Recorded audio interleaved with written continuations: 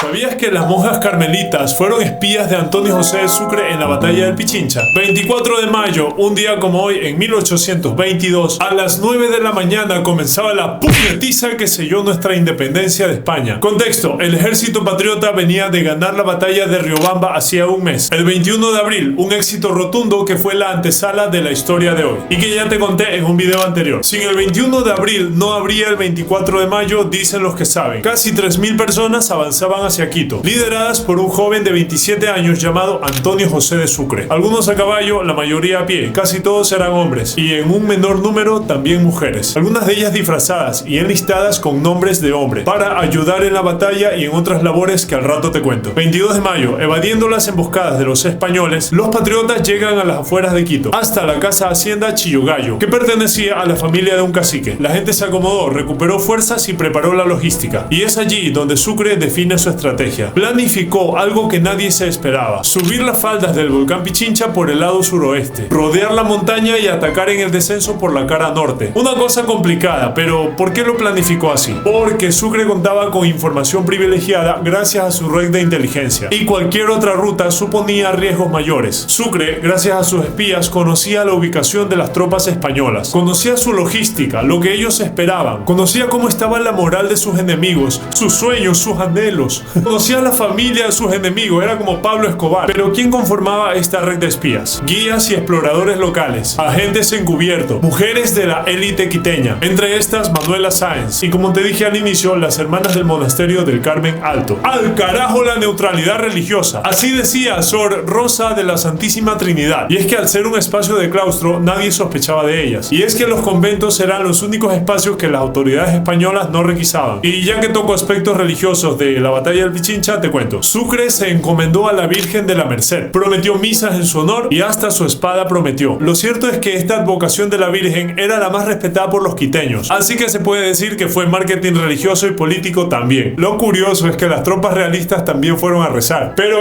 no prometieron nada, así que Sucre quedó como el favorito de la Virgen. Siguiendo, la noche del 23 de mayo, las tropas libertadoras caminan con dirección al punto de ataque y les pega un aguacero. Imagínate, en completa oscuridad en un terreno que se hizo lodo, la ropa empapada y con esto un frío insoportable, la maleza, caminos estrechos y empinados, tanto así que hubo caballos que se resbalaron y se fueron barranco abajo. A muchos soldados les dio soroche, o sea, mal de altura. Debían llegar antes del amanecer a la cara norte del volcán, pero todo se complicó. Para ese entonces, ¿qué pasaba en el bando español? Pues Melchor Aymerich, último presidente de la Real Audiencia de Quito, ya había recibido el chisme de que a las afueras de Quito había movimientos sospechosos, nada que él no se esperaba ya, porque con lo que había pasado hacía un mes, esto era cuestión de tiempo. Él tenía unos 100 hombres más que el ejército de Sucre, que si bien es cierto estaban entrenados y conocían bien el terreno, muchos de estos mantenían el trauma de la batalla de Riobamba. Sabían que las fuerzas patriotas eran unos locos rebanando anatomías españolas. Sabían que la corona española en esas tierras estaba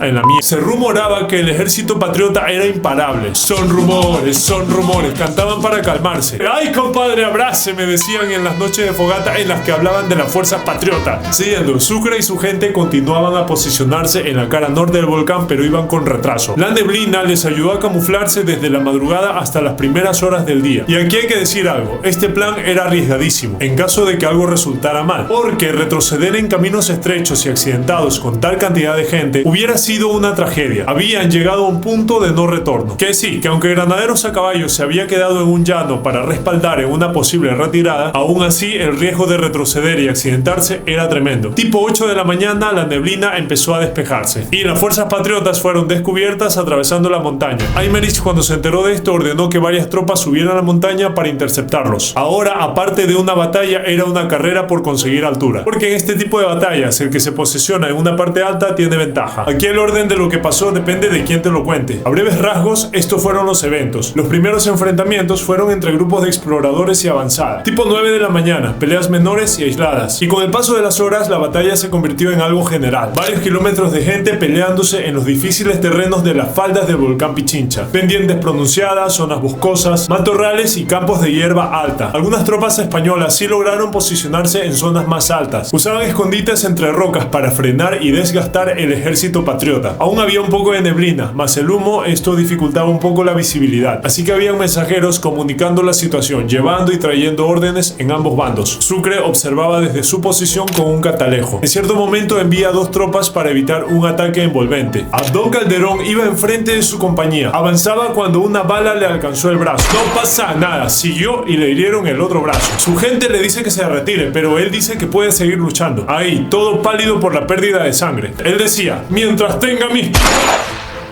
le hieren la pierna. A ver, esta historia que nos han contado durante muchos años o es muy novelesca o por allí había de verdad un español con buena puntería, traviesillo y algo sádico divirtiéndose con nuestro prócer. Otra cosa que aseguran es que Abdón Calderón nunca soltó la bandera celeste y blanco y que motivó a su gente a recostado en un árbol casi hasta el final de la batalla. Por otra parte, la legión británica del bando patriota enfrenta con bravura al bando realista. Vamos, que esa deuda externa no se cobrará sola, decían los ingleses. Saben que aquí había veteranos de las guerras napoleónicas. Cerca del mediodía parecía que los españoles habían logrado frenar a nuestras fuerzas patriotas. Entonces Sucre envía reservas a cargo del coronel José Mírez. Este señor era un experimentado oficial que había batallado junto a Bolívar, pero por una imprudencia cometida hacía unos meses en la segunda batalla de Huachi, una batalla en la que nuestras fuerzas patriotas habían fracasado, allí lo habían capturado. Así que ahora, recién escapadito de prisión, tenía asuntos pendientes con los españoles. Y bueno, que José Mírez, el vengativo, avanza con su gente en formación compacta y los españoles empiezan a valer carpeta. Una bala alcanzó al caballo de un coronel español. El pobre caballo, ¿qué culpa tenía él de los asuntos humanos? Pero bueno, eso pasó. Y bueno, que este coronel cae de su caballo. ¡Plof! Apañen esa hueá. Y aunque no estaba gravemente herido, sí le dio a muchos españoles la impresión de que la cosa estaba jodida. ¡El coronel ha caído de su caballo! ¡Al coronel se le ha caído el cabello! ¡No, idiota! ¡Que el coronel se ha caído! Y esa confusión fue aprovechada por los patriotas. Aunque cansados, hicieron un último esfuerzo. Entre estos, el batallón Yaguachi, el cual en su mayoría estaba conformado por guayaquileños. Y ahí avanzaron a lo bien, ¿sí me entiende? ¡Quieto! Ahí español con... Aymerich, el guarro español que te mencioné hace un momento, recibía malas noticias. Mensajeros traían solicitudes urgentes de refuerzos. Manda a su último batallón, el Aragón, y estos se encuentran con los ingleses. Sí, señor, blancos contra blancos. Esto no cambia significativamente la batalla y los españoles se empiezan a retirar. Un líder español gritaba: ¡mantengan la formación! ¡Manténla tú!, le respondían.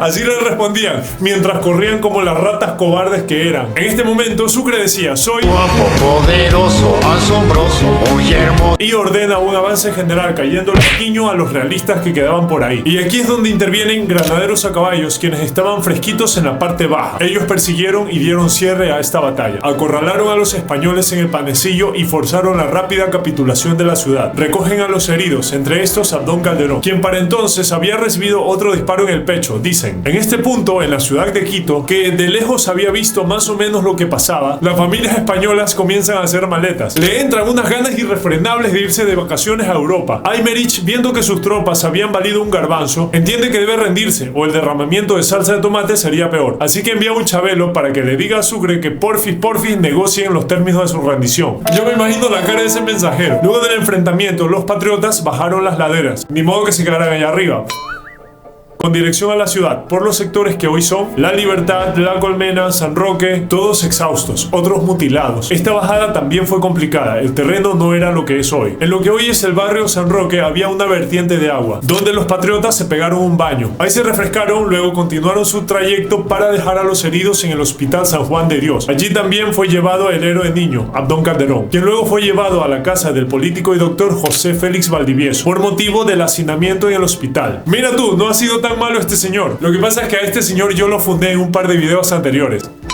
pero por tonterías que hizo después de la batalla del Pichincha. Tontería, solamente participó en nuestra primera guerra civil. Bueno, que me salgo del tema. Abdón Calderón falleció días después por la infección de sus heridas. Sucre escribió a Bolívar refiriéndose a él en estos términos: en tanto, hago una particular memoria de la conducta del teniente Abdón Calderón, que, habiendo recibido sucesivamente 4 heridas, no quiso retirarse del combate. Probablemente morirá, pero el gobierno de la República sabrá recompensar a su familia los servicios de este oficial heroico. Aquí se cuenta también la historia de Nicolasa Jurado, quien se había registrado como hombre. Ella había sido herida y se dieron cuenta que era mujer cuando abrieron su camisa para curarle. Cuando Sucre se enteró de esto, la ascendió al grado de sargento. Y aquí hay algo lamentable. Como te he dicho antes, en estas batallas participaron muchas mujeres, unas de manera clandestina, otras de manera expresa, en temas de enfermería, ayudando a preparar los alimentos, asistencia de campaña o ayudando a sepultar los muertos de los caídos en batalla. De hecho, se les conocía con el nombre de guarichas, rabonas o soldaderas. Y aunque líderes como Sucre valoraron celebraron y exaltaron su participación, ascendiéndolas a muchas de ellas a rangos superiores. Luego de las campañas libertarias fueron discriminadas, castigadas, difamadas y hasta desterradas, porque se consideraba que habían transgredido normas sociales al cambiar las dinámicas del poder, un olvido institucionalizado ya en la República, y esto es algo de lo que no hay que dejar de hablar por justicia social. Siguiendo, muchos soldados se recuperaron, otros tuvieron que vivir sus vidas con algún tipo de discapacidad por sus graves heridas. Sucre en su parte de batalla reportó 400 muertos del bando enemigo y 200 muertos del bando patriota. Imagina esa cantidad de cadáveres. Por temas sanitarios, los cadáveres de ambos bandos se apilaron en una fosa común. ¿Has escuchado ese proverbio italiano que dice: al final del juego el rey y el peón vuelven a la misma caja? Bueno, pues acá no se aplicó, porque los cuerpos de algunos oficiales ocuparon las criptas y los nichos de la iglesia del Tejar. Clasismo mortal si me preguntan. Aymerich firmó la capitulación, Quito es anexada a la Gran Colombia, prisioneros de guerra, deportados y otros con lo que hoy llamaríamos libertad condicional bajo palabra de honor. Confiscaron piezas de artillería, fusiles y bla bla bla. Una pequeña aclaración antes de terminar el video. ¿Me has escuchado decir cosas como los españoles y tal? A pesar de que en el ejército realista había mucha gente de acá. O decir cosas como la Gran Colombia y tal. Estas expresiones, si nos ponemos exquisitos, no son del todo correctas, pero nos ayudan a entender de manera sencilla nuestro pasado. Y lo digo por esos eruditos que se fijan en pendejadas y que no entienden que mis videos tratan de presentar la historia de manera sencilla, sin romanticismos, de manera crítica a veces, solo para saber, para no cometer los mismos errores del ayer. Y hasta aquí el video. Chao.